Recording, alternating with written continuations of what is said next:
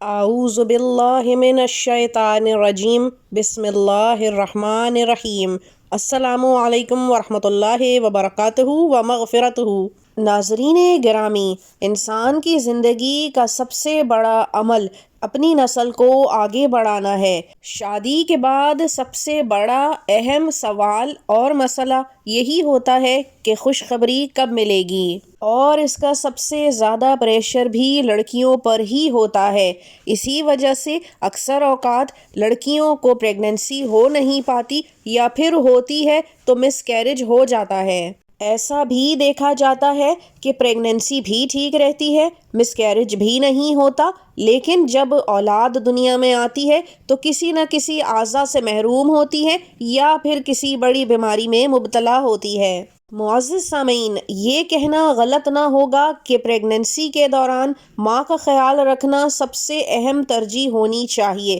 اولین طور پہ اس کے ذہنی جسمانی سکون کا، اس کی غذا کا، اس کی چھوٹی بڑی خوشیوں کا خیال رکھنا چاہیے، کیونکہ صحت مند ماں ہی صحت مند اولاد کو جنم دے سکتی ہے۔ جیسے ہی حمل ٹھہرتا ہے، اس کے بعد ماں اور باپ دونوں کو یہ پریشانی لاحق ہو جاتی ہے کہ ان کی اولاد صحت مند ہو، پورے اعضاء کے ساتھ دنیا میں آئے، خوبصورت ہو، نصیب اچھا ہو۔ یہ ہر ماں باپ کی ایک فطری پریشانی ہے۔ اولاد کی طرف محبت ہے۔ جو ابھی دنیا میں آیا بھی نہیں ہوتا، اس کے لیے دل میں جذبات ہوتے ہیں۔ بہت ساری باتیں بزرگوں سے چلی آ رہی ہیں، بہت سے ٹوٹکے بھی آزمائے جاتے ہیں کہ یہ کھا لو بچہ گورا ہوگا، یہ کر لو بچہ صحت مند ہوگا، یہ مت کھاؤ وہ مت کرو بچے پر برا اثر پڑے گا۔ یہ سب اپنی جگہ کچھ حد تک ٹھیک ہے، لیکن جسم کا اعضاء پورا ہونے کے لیے ماں کی خوراک اولین ترجیح ہونی چاہیے۔ لیکن اگر اسی کھانے پر اللہ تعالیٰ کے نام اور اس کے کلام کو پڑھ کر پھونک لیا جائے تو یقین جانیے انشاءاللہ اولاد ایسی پیدا ہوگی کہ مکمل اعضاء کے ساتھ صحت مند۔ اور جہاں تک بات رہی شکل و صورت کی، قد و کاٹ کی، تو یہ والدین کے اوپر، ننیال یا ددیال کے اوپر ہوتا ہے۔ بچے انہی خون کے رشتوں کے اوپر جاتے ہیں۔ اکثر اوقات لڑکیوں کو یہ کہا جاتا ہے کہ اپنے کمرے میں کسی خوبصورت سے بچے سب خوبصورت ہوتے ہیں، لیکن کسی گورے اور کلر آنکھوں والے بچے کی تصویر کمرے میں لگا لے اور اس کو بار بار دیکھتی رہے تو اس کے اپنے وجود میں پلنے والی اولاد اس کا اثر لیتے ہوئے تصویر والے بچے کی طرح پیاری ہوگی۔ لیکن یہ سب خرافات اور غلط باتیں ہیں۔ بچہ اپنے اطراف کے خون کے رشتوں پر ہی جاتا ہے۔ اللہ کے نام اور کلام کو پڑھتے رہیے، کھانے پر دم کر کے کھاتے پیتے رہیے، اور نمازیں پابندی سے پڑھیے، اللہ تعالیٰ سے دعائیں کیجیے۔ ماں بننا ایک بہت بڑا درجہ ہے، بہت بڑی سعادت ہے۔ جہاں خوشی ہوتی ہے وہیں بہت مشکلیں بھی پیش آتی ہیں۔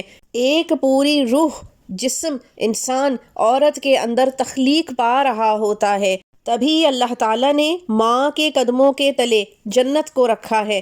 ماں کا درجہ 3 گنا باپ سے بھی زیادہ رکھا ہے۔ اب آ جاتے ہیں وظیفے کی طرف۔ آپ کا حمل ابھی چاہے ٹھہرا ہو، پہلا مہینہ ہو، چھٹا مہینہ ہو یا آخری مہینہ ہو، اگر آپ چاہتے ہیں کہ آپ کی اولاد صحت مند ہو، اس کے اعضاء پورے ہوں، کسی بیماری میں وہ مبتلا نہ ہو، حسین و جمیل ہو، ایسا کہ لوگ دیکھ کے اش اش کر اٹھیں، تو آپ کو کرنا یہ ہے کہ ہر نماز کے بعد 3 یا 5 بار درود ابراہیمی اول و آخر پڑھ لینا ہے، اور درمیان میں 33 مرتبہ سورہ اخلاص پڑھ لینی ہے، اور اس کے بعد 111 مرتبہ یا خالقو یا مصورو یا وہابو، اسی طرح سے ایک ساتھ پڑھتے چلے جانا ہے۔